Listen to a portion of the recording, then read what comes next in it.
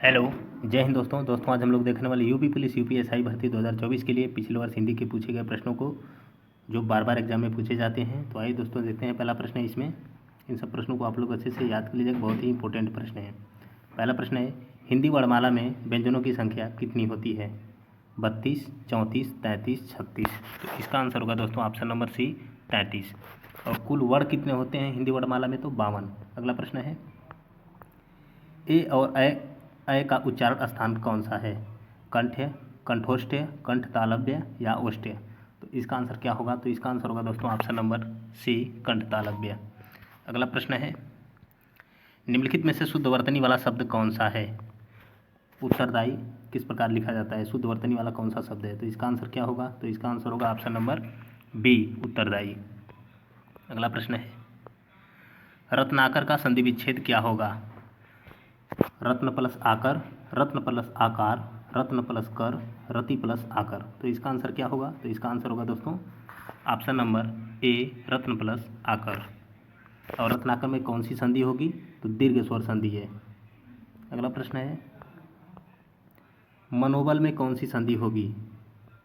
दीर्घ संधि, स्वर संधि, व्यंजन संधि, विसर्ग संधि। तो मनोबल में कौन सी संधि होगी? तो इसको तोड़ेंगे तो मनः प्लस बल, तो मनः प्लस बल, तो इसमें कौन सी संधि हो जाएगी? विसर्ग संधि, ऑप्शन नंबर डी। अगला प्रश्न है, अनुरूप में कौन सा समास होगा? तत्पुरुष समास, बहुब्रीहि समास, कर्मधारय समास, अव्ययी भाव समास। तो दोस्तों जिसके प्रारंभ में उपसर्ग आते हैं वो कौन सा समास होता है? तो अव्ययी भाव समास होता है। तो इसका आंसर होगा ऑप्शन नंबर डी अव्ययी भाव समास। अगला प्रश्न है, मृगनयनी में कौन सा समास होगा?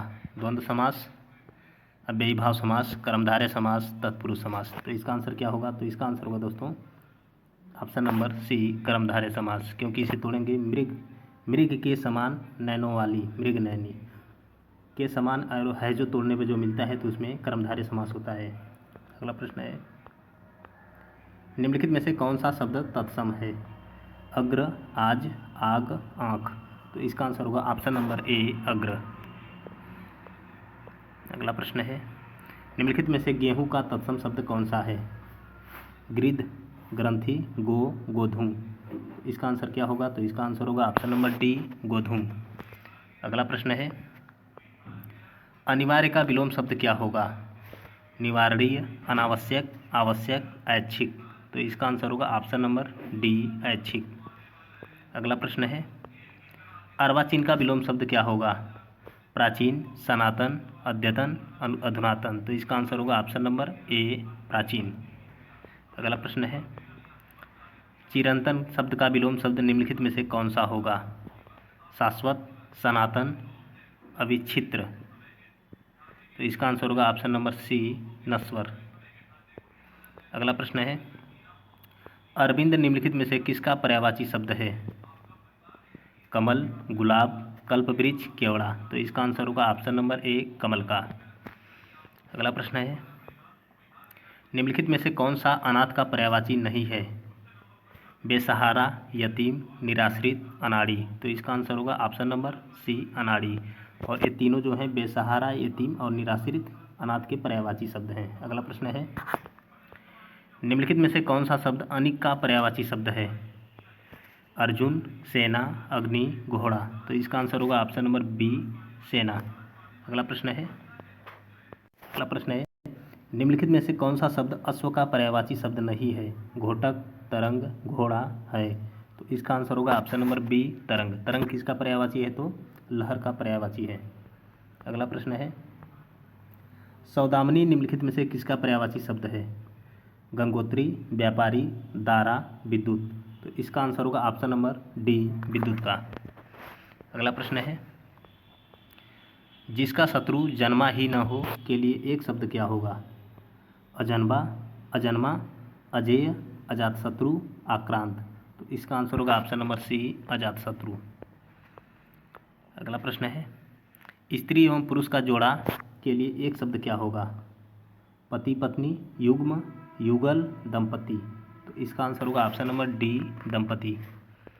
अगला प्रश्न है, कीचड़ उछालना मुहावरे का सही अर्थ क्या होगा? मल फेंकना, ऑप्शन नंबर बी है दूसरे के कपड़े गंदे करना, ऑप्शन नंबर सी है बदनाम करना, ऑप्शन नंबर डी है दलदल में फंसना। तो इसका आंसर होगा ऑप्शन नंबर सी बदनाम करना। अगला प्रश्न है, इनमें से कौन सा शब्द भाववाचक संज्ञा नहीं है? मनाही, विद्वता, सोना, खुशी। तो इसका आंसर होगा ऑप्शन नंबर सी सोना। सोना क्या है? तो द्रव्यवाचक संज्ञा है।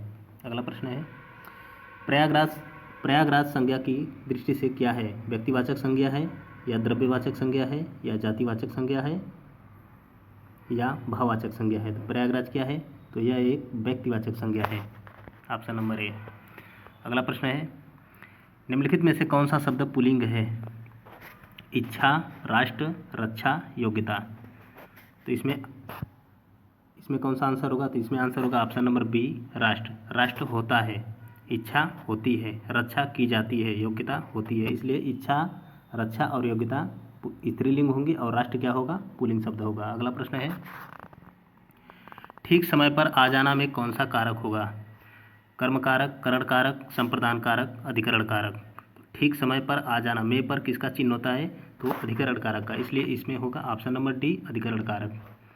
अगला प्रश्न है, भारत भारती के रचनाकार निम्नलिखित में से कौन है? मैथिली शरण गुप्त, रामधारी सिंह दिनकर, जयशंकर प्रसाद, माखनलाल चतुर्वेदी। तो इसका आंसर होगा option number A Maithili Sharan Gupt. इन्हें राष्ट्रकवि कहा जाता है।